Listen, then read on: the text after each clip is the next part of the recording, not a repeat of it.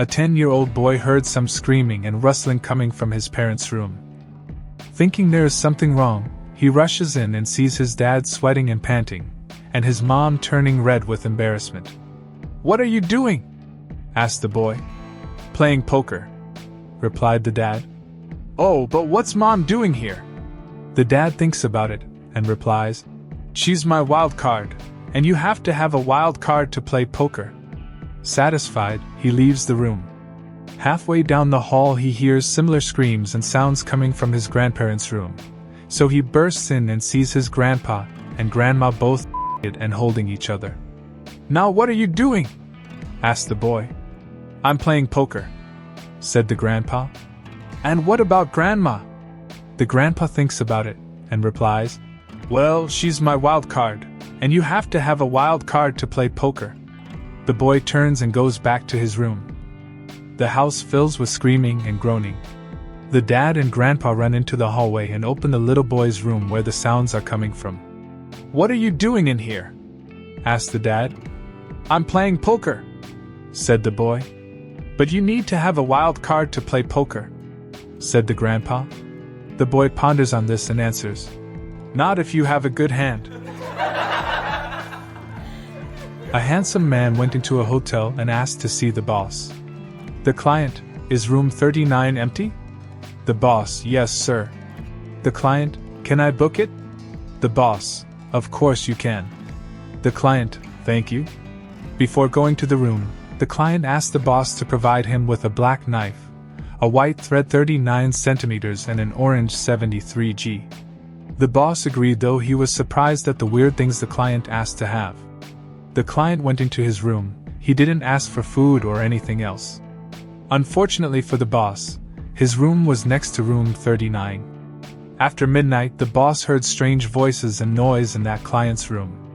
Voices of wild animals and of utensils and dishes being thrown on the floor.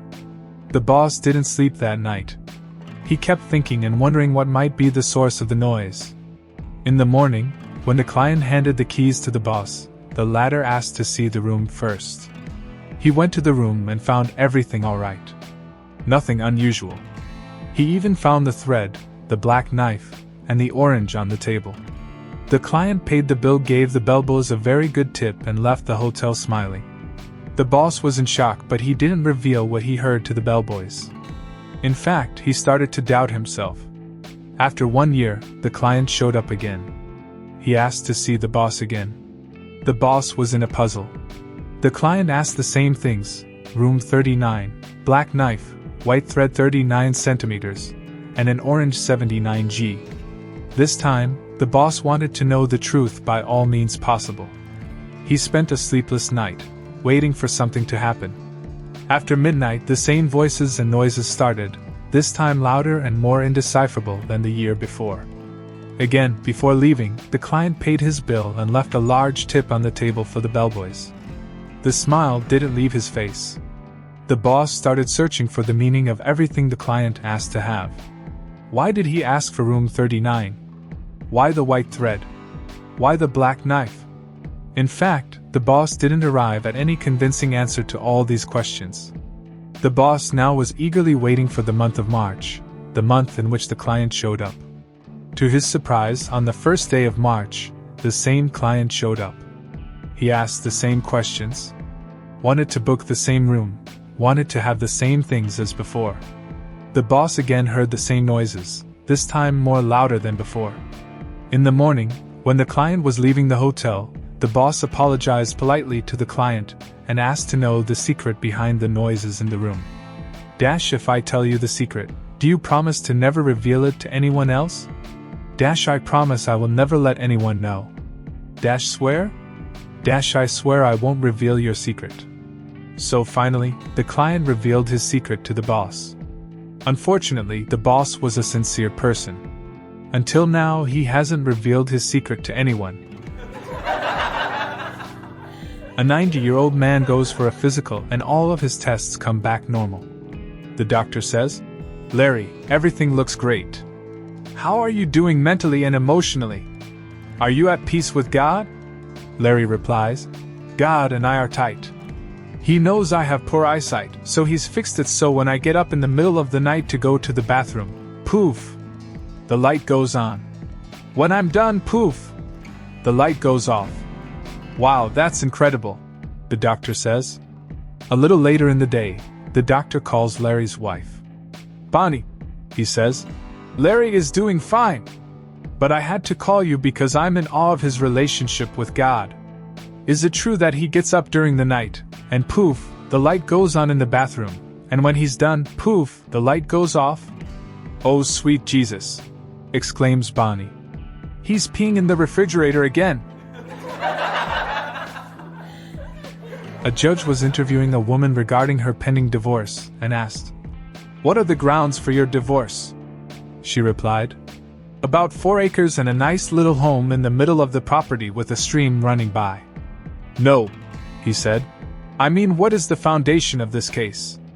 "It is made of concrete, brick, and mortar, Your Honor," she responded. "I mean," he continued, "what are your relations like? I have an aunt and uncle living here in town, and so do my husband's parents."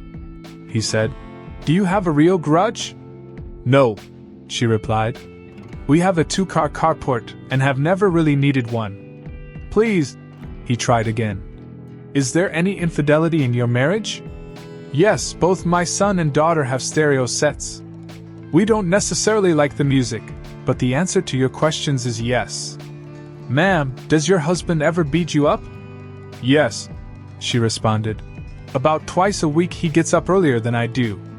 Finally, in frustration, the judge asked, "Lady, why do you want a divorce?" "Oh, I don't want a divorce," she replied. "I've never wanted a divorce. My husband does. He says he just can't communicate with me." A British man, a French man, and a Spanish man are caught stealing in a foreign country. They are prosecuted and the judge sentences them all to 100 lashes each. However, he wants to look lenient in the eyes of their respective countries, so he reduces the lashes to 20 and allows them to have 2 requests each before being lashed. The Spanish is first to be lashed and requests a bottle of tequila and a pillow strapped to his back. They let him drink the tequila, strap the pillow to his back, and then commence the lashes. After 5 lashes, the pillow breaks and they keep lashing him. After the 20 lashes, he's bawling and his back is horribly scared. They haul him away to be sent back to Spain. The French man is next and he requests 2 pillows, 1 per request.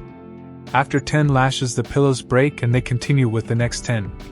By the end, he's also horribly scarred and bawling, but not as bad as the Spanish guy. While they are hauling off the French guy, the judge turns to the Brit and says, "Well, it's your turn now. What do you request?" The British man responds, "First, I want the original punishment of 100 lashes. I don't believe I should get off easy." The judge yells, "You're crazy! Why would you do that?" The Brit responds, "Because my next request is to have the French man strapped to my back."